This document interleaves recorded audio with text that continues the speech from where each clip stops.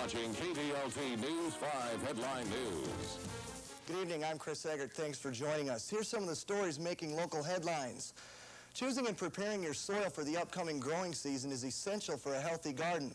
As News 5's Chad Seawich tells us, getting your hands dirty now will save you time and money in months to come.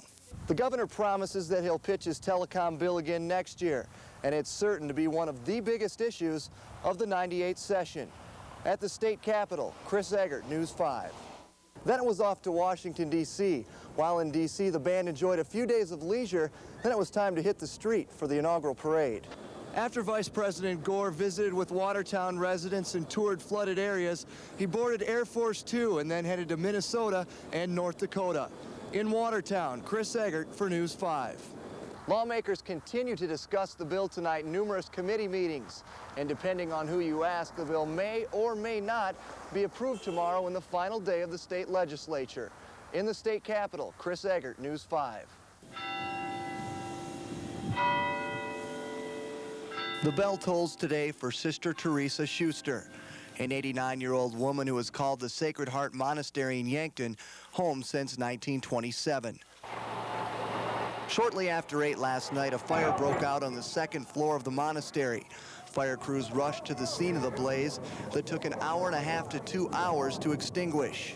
There was a lot of apprehension because of the number of nuns, and some of them are not able to move about real freely, or can move with difficulty. So we were a bit concerned that, that there may have been, some problems there. But the cause of last night's fatal fire is still unknown, as most of the effort today has been to relocate the 171 members of the monastery.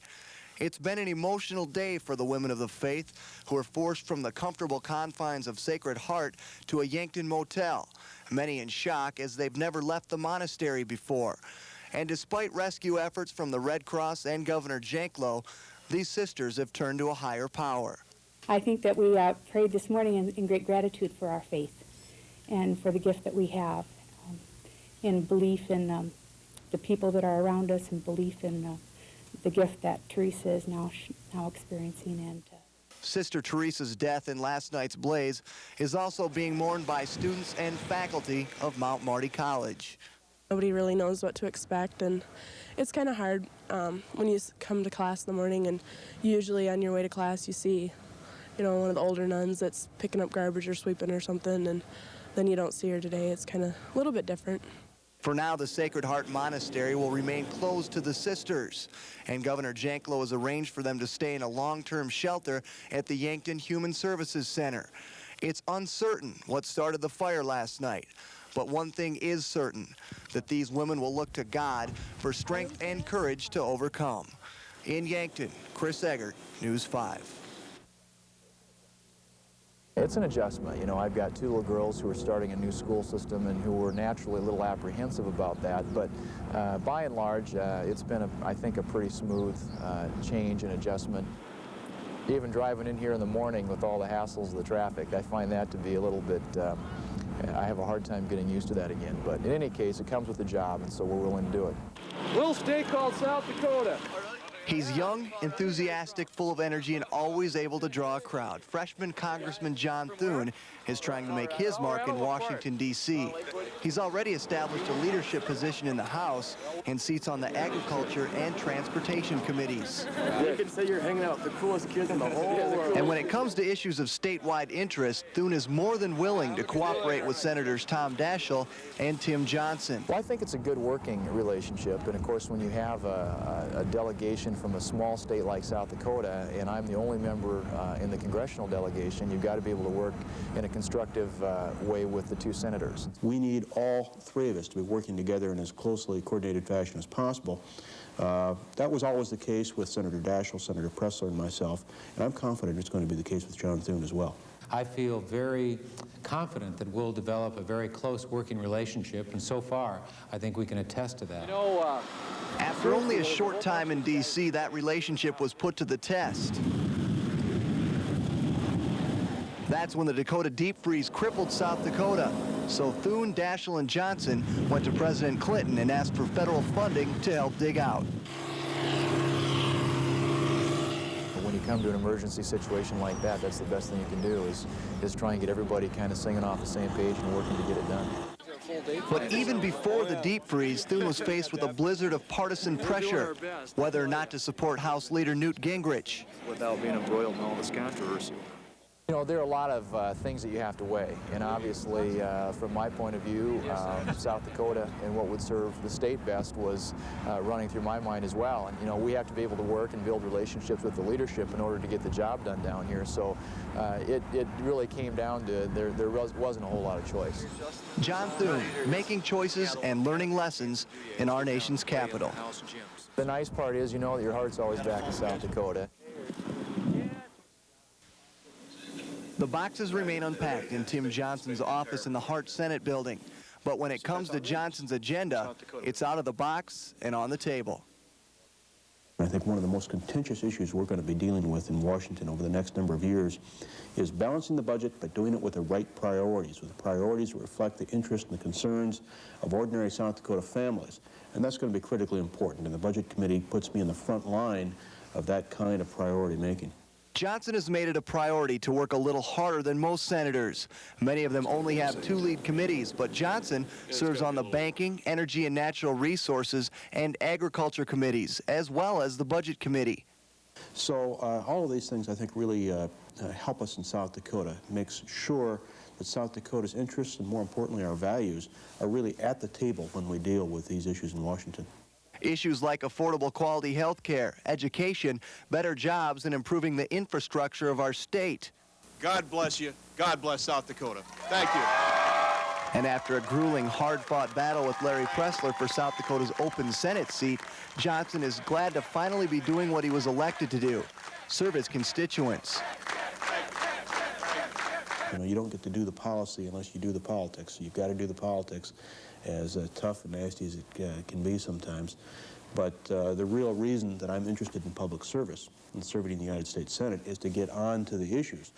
After serving for a decade in the House of Representatives, Johnson has made the transition to the Senate, a body of lawmakers that he feels is more civil than the House. It's harder, I think, for people to be in-the-face negative to people they know well, and I think that's one of the encouraging things, is to get to know other senators, Republicans and Democrats both. I think South Dakotans are just fed up with all this Republican and Democrat finger-pointing and blaming. They want people to work together. They want us to be more Americans and less partisans. A bunch of friends in Dual County gave this to me a number of years ago.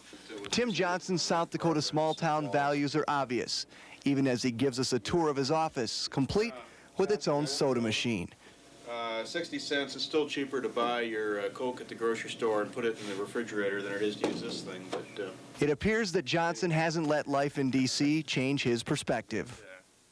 One of the great dangers of coming to Washington is losing sight of where you're from and who you really represent and who really puts you where you are. we get a lot of South Dakotans, and they're always wondering how to get to one place or another, how to use the metro.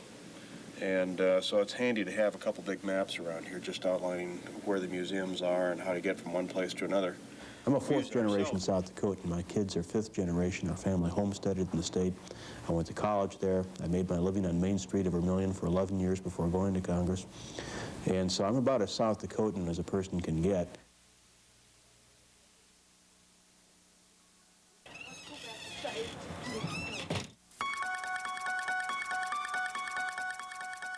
This is the home of Chad and Lisa Howe, a Harrisburg family who believes their house is haunted.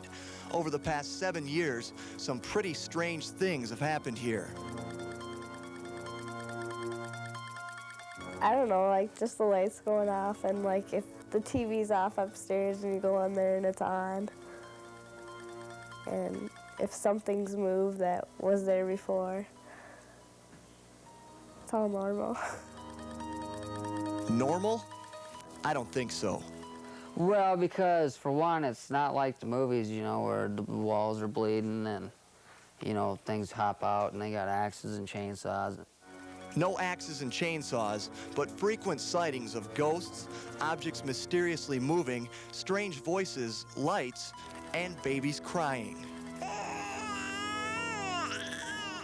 You don't even realize it's happening around, but then you'll get somebody out and like, my God, did you just see that? I'm like, what? well, I swear to God, I seen somebody just walk around the corner over there. And it's like, oh, no, I think you're just seeing things. There's nothing odd going on here anymore, you know, just kind of playing with it. But some people come back, and we get quite a few that won't even come over anymore. If you're having a hard time believing this story, maybe you should take a look at this. When we got back to the studio, we took a look at the video, and over Chad's left shoulder, you can see a mysterious shadow behind him. This is a sequence at regular speed. There for a while, yeah, lately. Now let's slow it down.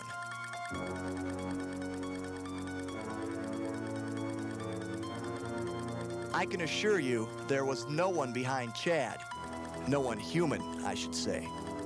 It's kind of like a puzzle. Everybody's trying to figure out what's causing it. You know, is it paranormal, or is it actually just something that can be explained? You're always getting people that are trying to explain it.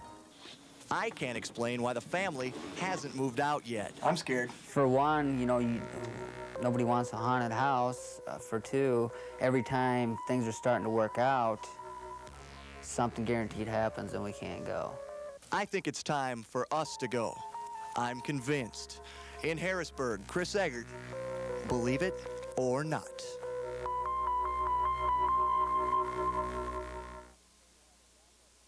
Tonight on KDLT's News 5 at 10, we'll have a wrap-up of the latest in the trials of Robert Leroy Anderson and Minnehaha County Sheriff Les Hawkey.